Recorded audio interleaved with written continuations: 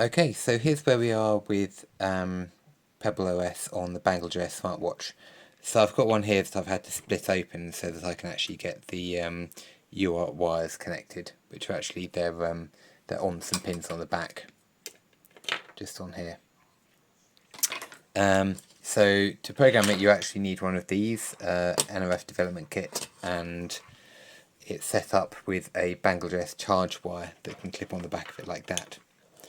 But I've managed to get it now so that once you've done it, you can actually get a proper watch without having to open it, and actually get it programmed and get it executing everything. Now the PebbleOS has 4 buttons, usually back, up, down, and select. So at the moment you just swipe with the touch screen to kind of fake them. But I mean, all this, it actually works quite nicely. So yeah, I mean it's looking good. The only problem is that at the moment the watch face isn't running.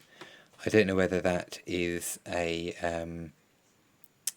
that's something that's a problem with this, or a problem with the PebbleOS that's actually currently on the on GitHub.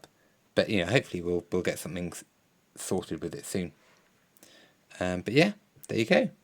It's yeah, looking pretty good.